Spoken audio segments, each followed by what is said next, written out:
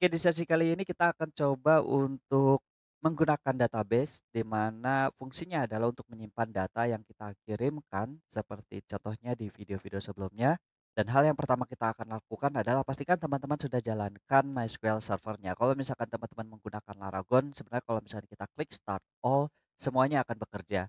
Dan ini adalah MySQL yang sudah kita jalankan dengan portnya itu 3306 dan pastikan teman juga menggunakan, database kliennya ya, bisa menggunakan phpMyAdmin atau aplikasi database lainnya bisa dari fungsi ini ya, database, nanti akan muncul HDSQL atau kalau misalkan teman-teman terbiasa dengan menggunakan phpMyAdmin, jangan lupa teman-teman tambahkan saja melalui menu, kemudian tools, kemudian quick add.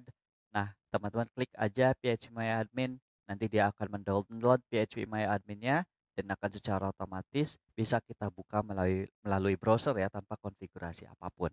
Nah, untuk tampilannya sendiri akan seperti ini ya untuk PHP MyAdmin ya. Oke, sekarang kita akan coba berkenalan dengan yang namanya migration, di mana migration ini adalah fungsi untuk membuat skema dari suatu tabel dan kenapa Laravel ini memiliki fitur tersebut karena Laravel bisa mensupport beberapa database yang bisa teman-teman lihat di bagian config dan cek di bagian database.php.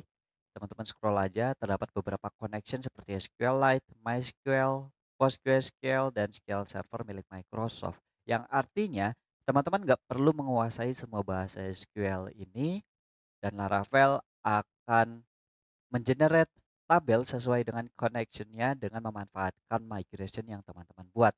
Jadi satu skema bisa diimport ke berbagai tipe database. Nah, ini keunggulannya. Dan di mana sih kita akan mendesain atau membuat skema dari tabel-tabelnya? Di sini teman-teman bisa lihat di folder database, kemudian ada migrations, dan ini adalah file-file class di mana contohnya ada tabel user, tabel password reset, tabel file jobs, dan ada personal access token.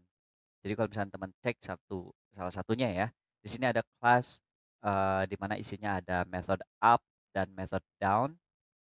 Oke, di mana method up ini untuk menjalankan migration-nya atau bisa jadi untuk membuat tabel atau menambahkan suatu kolom pada suatu tabel dan bagian down adalah kalau misalkan teman-teman menjalankan perintah rollback atau melakukan drop dari suatu tabel atau menghapus suatu tabel gitu.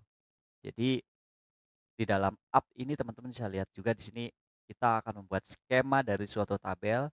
Di sini kita akan definisikan kolom-kolomnya dan nantinya akan kita import ke dalam database. Nantinya akan muncul sesuai dengan desain yang kita lakukan.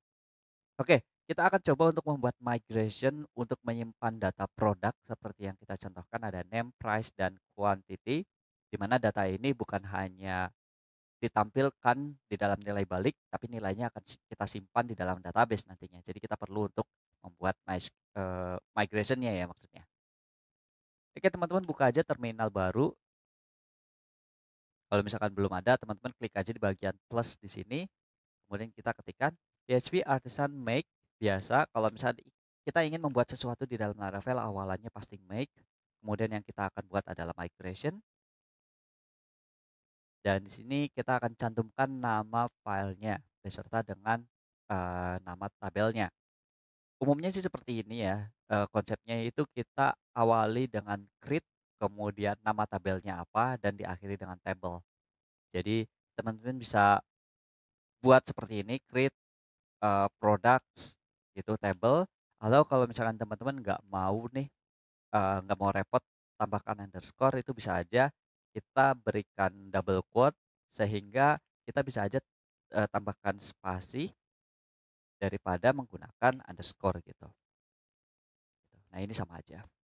Oke, kita coba klik enter ya untuk membuat migration pertama kali dan nanti akan muncul suatu file baru di sini ada create products table dan kalau misalnya kita buka. Nah, template-nya sudah ada nih, ada method up dan down. Kemudian di sini juga ada field yang secara default bakal ada, di mana ini adalah digunakan untuk field ID bersifat primary key, oke, dan tentu saja dia auto increment. Kemudian di sini ada timestamps di mana nantinya akan memunculkan field seperti created at dan updated at. Tujuannya sih untuk men-track ya atau mencatat kapan data itu dibuat gitu ya, row ini dibuat atau row ini diupdate, fungsinya untuk seperti itu. Nah, sekarang kita akan coba tambahkan beberapa field seperti name, kemudian price dan kuantitas ya. Oke, kita awali dengan variable tabel, di mana variable tabel ini adalah objek dari blueprint untuk mendesain atau membuat skema dari field-fieldnya. Dan untuk field name, mungkin tipe datanya adalah string, lebih baik string ya. Kita isikan fieldnya yaitu name, kemudian untuk price, teman-teman bisa menggunakan double atau ya integer atau ya nilai-nilai untuk currency ya gitu ya. Di sini kita akan berikan price, karena bisa jadi harga itu kan ada komanya gitu ya di beberapa negara atau di beberapa currency gitu. Kemudian selanjutnya ada kuantitas, mungkin integer kali ya. Kita bisa menggunakan integer atau big integer di sini untuk kita tampilkan kuantitas. Oke, seperti ini. Dan selanjutnya kita akan coba buat tabel produk tersebut di dalam database kita.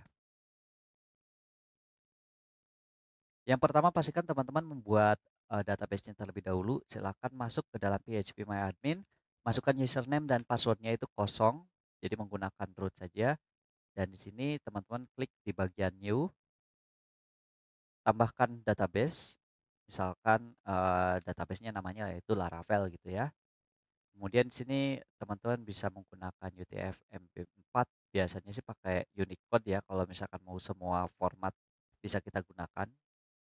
Kita create, nah seperti ini, belum ada tabel apapun, dan kita kembali lagi ke dalam project Laravel, kita buka terminal dan ketikkan PHP Artisan Migrate untuk mengimport semua migration yang ada di dalam sini. Baik itu tabel user, password reset, file job, personal access token, itu akan diimport semua. Dan misalkan kalau dirasa tabel-tabel ini belum teman-teman butuhkan, tinggal hapus aja. Tapi yang jelas untuk users dan password reset token ini bisa dimanfaatkan untuk autentikasi. Kemudian file job biasanya digunakan untuk queue process atau cron job. Personal access token biasanya untuk API yang tentu saja belum kita bahas kali ini ya. Tapi yang jelas kita akan coba lakukan migrate terlebih dahulu tabel yang baru saja kita buat yaitu products. Jadi kita tekan enter di sini, migrate, dan pastikan semuanya statusnya itu done, semuanya berhasil kita migrate, dan kita coba buka di dalam phpMyAdmin, kita refresh di tabel Laravel. Nah, teman-teman bisa lihat di sini ada beberapa tabel yang berhasil kita import. Ada file jobs, migrations, password reset, personal access token, products, dan users. Gitu. Dan kalau misalnya kita lihat di bagian products, itu field-fieldnya sesuai dengan yang kita desain ya. Ada ID secara otomatis, itu bakal ada dari method ID di sini. Ada string name, price, quantity, name, price, quantity, kemudian ada create, add, dan update add, di mana ini di-generate oleh method timestamps, kira-kira seperti itu. Oke, dan ya, kalau misalkan teman-teman lihat di sini ada tabel migrations dan tidak ada di dalam file kelasnya di sini, ini normal karena dia akan mencatat kloter atau kapan sih kita melakukan migrate gitu ya. Jadi ada batch pertama, batch kedua gitu. Nah, ini cuman untuk men-tracking supaya kita juga bisa melakukan rollback di dalam si Laravelnya. Jadi rollback adalah fungsi untuk melakukan drop tabel. Jadi kalau misalnya kita ketikkan PHP Artisan Migrate Rollback seperti ini, oke, semuanya berhasil di rolling back. Dan kalau misalnya kita refresh, tabel-tabelnya akan hilang kecuali migrations karena dia akan mencatat apa saja yang diimport dan apa saja di drop gitu. Oke, dan karena tabelnya akan kita gunakan nanti, jadi kita akan lakukan lagi artisan migrate dan semua tabelnya akan kembali seperti semula.